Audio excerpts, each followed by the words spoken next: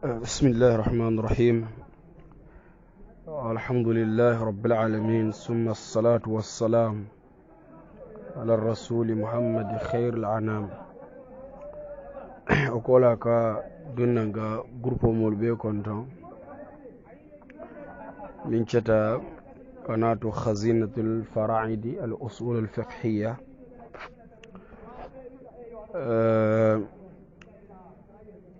ka ñindindi wala wadio ɗomondin jinkam miya lonko aya fan kumandi non sunnamola kamu sunnamolati aɓe diyamu kam bundalula aman bundal miliya lonko ame kunnin a nembo ñoto aya fanke ko aɓe diyamu kal londole la aya tara sarti amantara diyamu kal londi kuula yalon molu ñanta fero cela baake anin molu ñanta e waccilla baake kabula londo noma ka karan kana siye bulol mume be laño kan emantara karaŋola emantara fenna emantara mashayikholu bayindi la kata masalal boye ñoto miliya lonko e dunte bulu ñoto foka si doron yebulol be laño kan mindiyate kafu alonko ika sayi womo folol milla kuma kaŋo kan wolmu mollel ti miliya lonko i karantale ye londo bayndile fo o be borin kola jelemu la lumolu natana kana e taskiya ke seneyandi ka itandi ko lonnalel muyti imma imamu sha'bi min ite be fanwo dambendi ya kan wola aya tara wo tambita silo min ne tamam fenne longoto الطبقات الكبرى أنا تجيله يا مويل يمينفو إمام الشعبي جي كافوكو ابن سعيد يمينفو كافوكو ما رأيت أحدا أعلم بسنة مادية من الشعبي أكو أمامو كيليلون أمامو فننج ميا لونكو ay kila la sunno aya moy anin mo folol la taran silo ka moy ka fahamu min tambita imamu sha'bi la wayo soto karawle kono paske imamu sha'bi ya nyinin kale yelondo ya soto nyadile anin yelondo ya muta nyadile ay minfo wole mu nyinti ko ay londo soto tawakkul wa ijtihad kay tuku alala aninke fon ye wakili yeta londo nyini amanke tamakkul kasi ke bulol be fanyo kan e ka foko alabina sonen dilale wayatin niyita ye mas'ala moy yebora kam ma ya jabi imantara karan kukuntu ya tara womo kendol mume be mulka jam milla kuoto Muhammad ibn Shihab az-Zuhri ay menefo ako lonna nani bijay anata tarikhu doto lil khatib al-Baghdadi kafo ko Sa'id ibn Musayyib tembo min na tarta Madina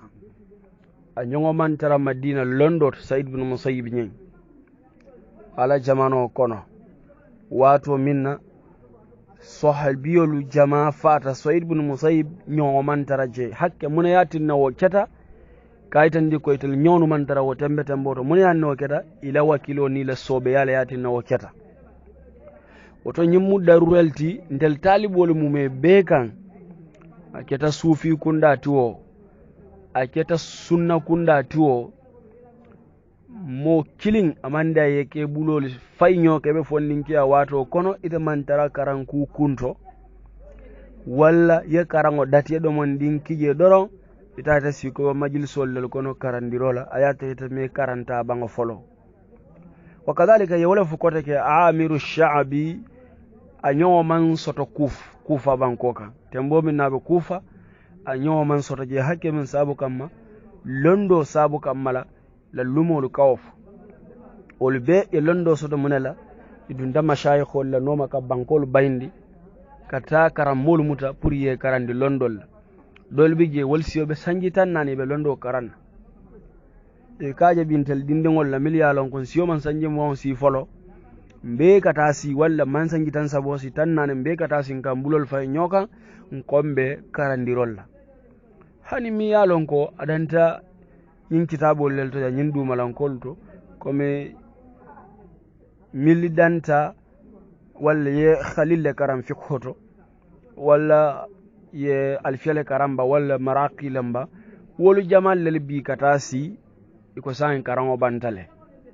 ibukeje wala da bola kotaki ibukeje modo ñinin kala kotaki hacca munemu ndel talibe kunda be lamfurin suko mandinga kunda to bi alamala yam fulam bema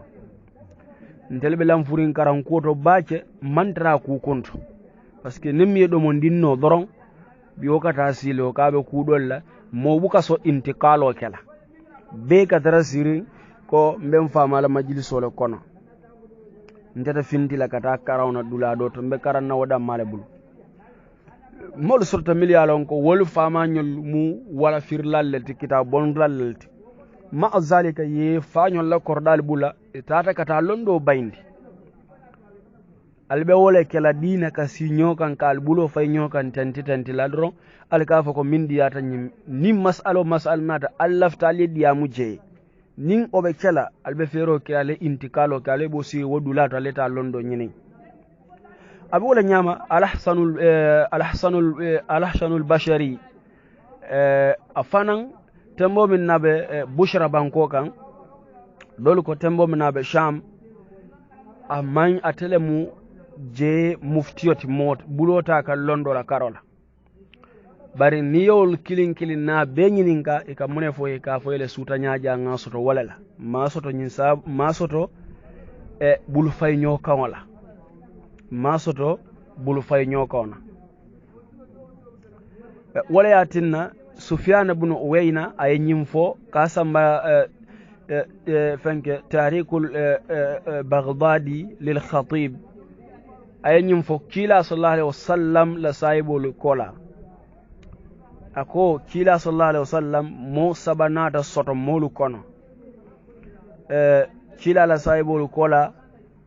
saibul fono kono ibn abbas nyomandra saibul kono anin imam sha'bi afana mandra nyonu kono a zamano kono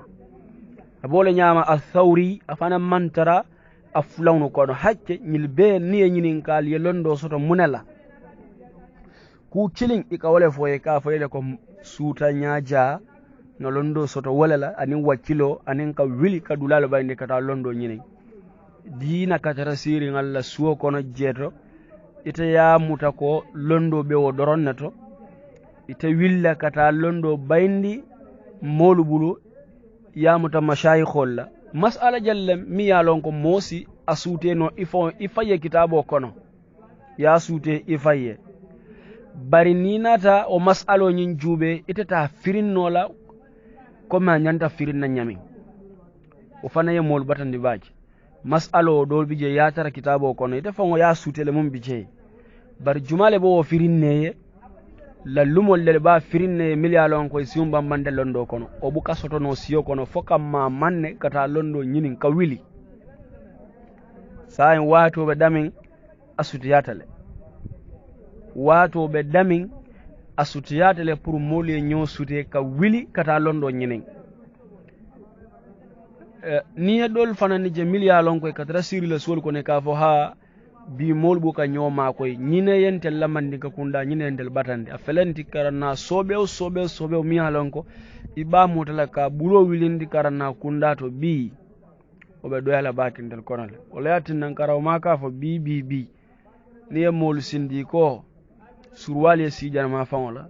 fulole sijan dole sijan ngajibe jumalle alfiya tanka jang walla jumalle maraqi tanka jang isi fulol bulomuta ye wilindi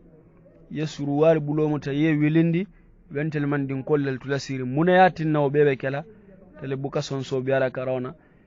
ntema maketa tanne nim min karanta do mon din karan wakata mama kidi man dolela o kakata mama la buna kidi mandi londo buka nyinin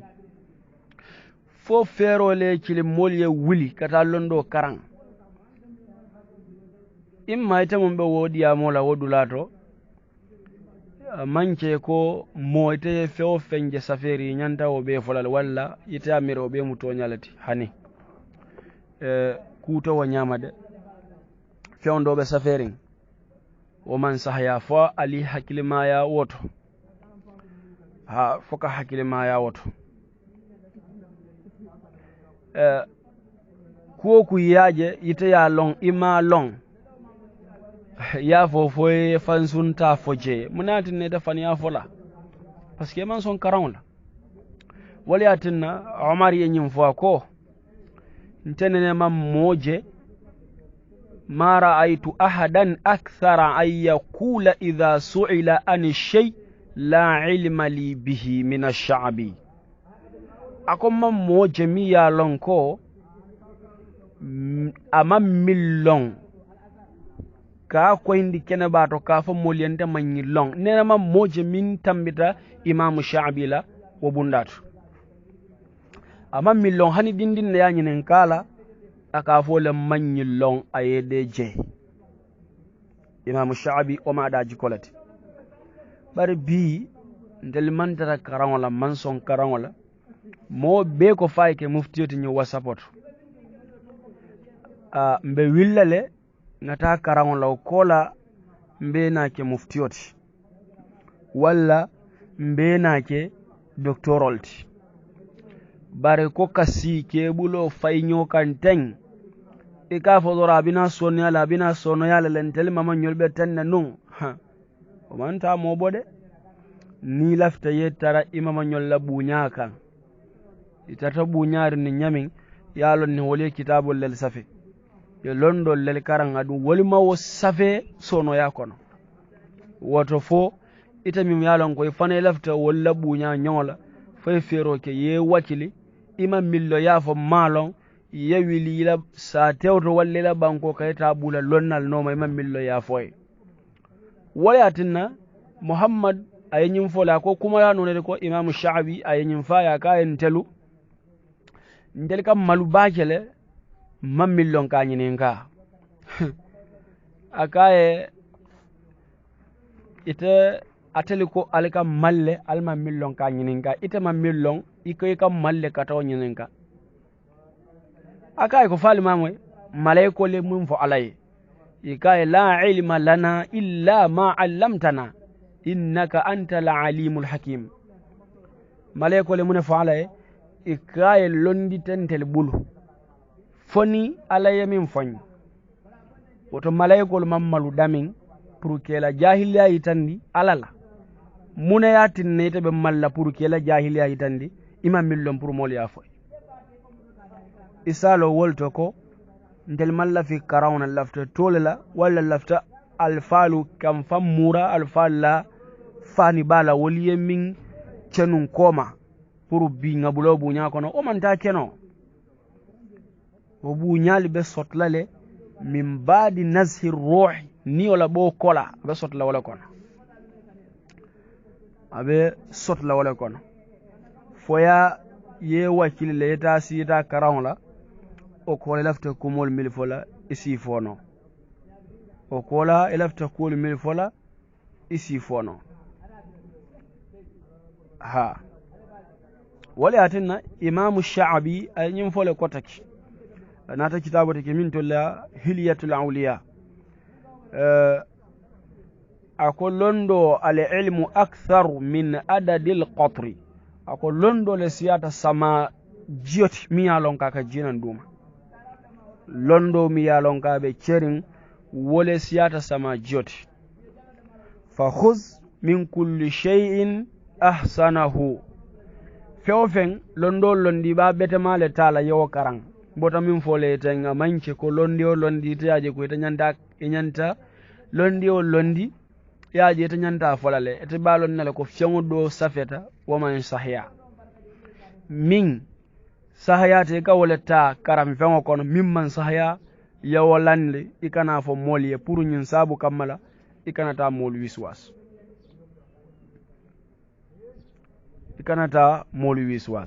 ولياتن الإمام الشعبي أتي ولا فخذ من كل شيء أحسنه londo londiya karang min sahayata je lallumol ko nyina sahayata wota min ita ya lonne ko woman sahya ya wallande ay qur'an ayo ka semben tuyandirawon to ala ka fadando fa bashir ibadi alladhina yastami'una alqawla fayattabi'una ahsanahu si john se wande miliyalon ko ke lamoy kuma kendole ka londo lamoy ika nabula feŋonoma min sahayata jani mum beteyata ji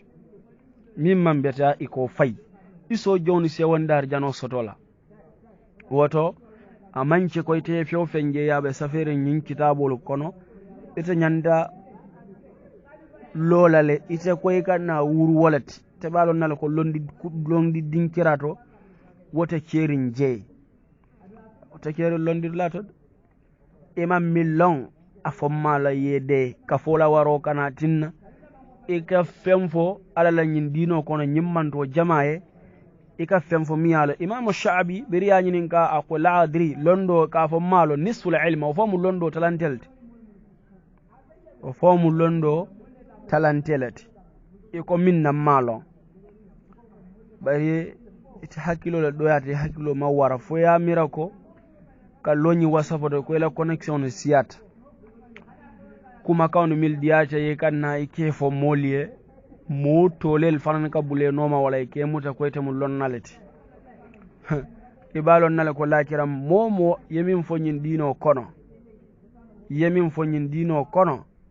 ala be jola wala wa ala be ijola wala woto ñinemu kumoti miyalon kon sasoto pour ka jindi ka foye ñim pour tambiha li walaka ay kentanite be kunundiroti anin fula jam fanan be min fola wala mu molu talibol miyalon kon bebe karangola mol sifero be ye wakili londo ñine wala ye wakili baake fana man satalla signo yala amanche ko ibe fawon sulan la fendole la miyalon ka ni londo manche cilinti hani ita mun be londi ñino la walle londi ñino commencé ku kana tare ta hammoto na manche londoti bar bi molbe sirin suwol kono ita sonna fintila bari be lafirin tola e lafirin fanan pour moliye bunya hanni atara sarti fente kun kono talibol jama fo abe siyarin dalal kono nimmin hari lak dariya wala karang walla min danta makama sambitun wobe da wala kuma sai la duniya kono we te sonna londo kota kata fenkara naje wasifa la han safero buka keno ne du ledra sobe o safeola pour min sitano duniya kono ata safeno la parce que munemu ate amam fen karang parce que mo yemin karang iko faqudu shay la yuti boto kolon buka fen bondino fewmiya boto kolon yelta malo bon la ta fen sot la parce que fen ta kon to wala yati na fo mo liye wakile ka londo nyinin ka bo sirin ka fofo la ala bina sonala ha ala de o ka son yalde bar tamakkul kebulol be fayno ke ka fala bina celale o buka londo sotande wala yatinna mbe wala fola bi taya nin ta nyonu mume be manche ko itabe tarla diamu lañu wasapo to few fen niaje wala nyanda ka fo ko kumol fo dron mi alon ka diati te daye ikasi kefo alon ko few fe ya fo nyin dino kono ibabe sankayala lakira woto imamu sha'bi ay nyim fole idha su'ilta amma la ilma laka bihi فقل لا علم لي ako ni yenyinin ka minna ite yalon ne ko londi tebulu wodulato afo malo yede wala fesiyate dina ita fem fo nyin dino kono sinin sama yeffan ya fo mulye jang ibite londula wollel be nyala lakira yete nyinin kala ila fo malon ha wo malo do mon duniya kono wala fesiyata lakire te londo duniya be yalo ni ko duniya ye mi ye nyinin kay malo ino mo fulalem bar lakira ni kaye ko itata jabi alhalla manyina jabi la minna lakira salon ko a manche mulu be nyala wala be bita lola le beta la moyla ibe mum folon yamin fonu nyindino kono tinyarodo abe kala mol nyala lakira duniya kon milma kala mutanu wala yatinna mol sike ko mbaki imamu dhahabi ay nyimfo kitabo te kamin tola tahdhibul kamal ko ittaqul fajir min al ulama lallume kurungol ali cekungela wal jahil mun al mutaabbidin anin jahilo miyalon ka fandi mollenyin alabato dino kono aya ko min ngaya fon dambi andi lonnalla aya tarate manke moti miyala bulat londo no fa innahuma afatun kullu maftun wallal tinyata katami fitnandirlal mume bela oto alman tankalala oto mimmi ya marote mol si wakile londo nyinen mo folol fenne me nyaabo na man kenyul londoti imam ahmad bin hanbal anene be sirinne dunta jamon ko ne misiro daayele doron mol be nyin kacal milla imam ahmad bin hanbal sabitala duwa kabo kanin boroye ko fabina boyla ka imam munemu ako londo be tinyaka mol be sirin ko be kacala la kidala hadisol be laren kallume tambilalla kuma na famal be laren wolta safela ndasi kaca suwandi imam ahmad bin hanbal hadiso min safiya siyata hadisa wili kemenin fenti dole ya fo hadisa wirtan nan nin fenga siyata imam ahmad la kitabu ay min sala musnado nyi mun yati no kete maka kum fanunte yala bal idunta londo no ma felendi ila jamanu whatsapp takeri bari to fele duniya bebe baske mun ke safero rek ita be diya mo la nyi whatsapp o min fawta tenten ita to man futa hani jannin fenga to fondo hani gambe to man futa ji ita mun be nyin kumol folata ita to man futa woto adi ita la jamanu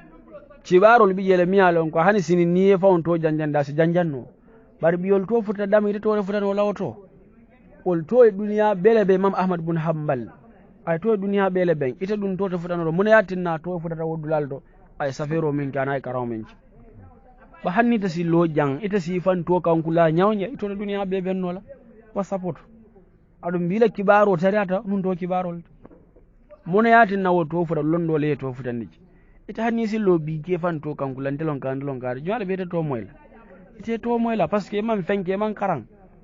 isi ta sule kon do ka fon telefanyol mu karannal dina mu kan fan be karannal ite munenno wala tinambe diamo dan la jando danita be nsifero ki ngawa kilinga karan nyen siyo man ta molbot ka fo ko ite be silal do mewmen diate ite be tarra wala fola madama mol bela kumo moyre yemin fo faniyalto tumo de sina murikan wassalam ala baraka ba inshallah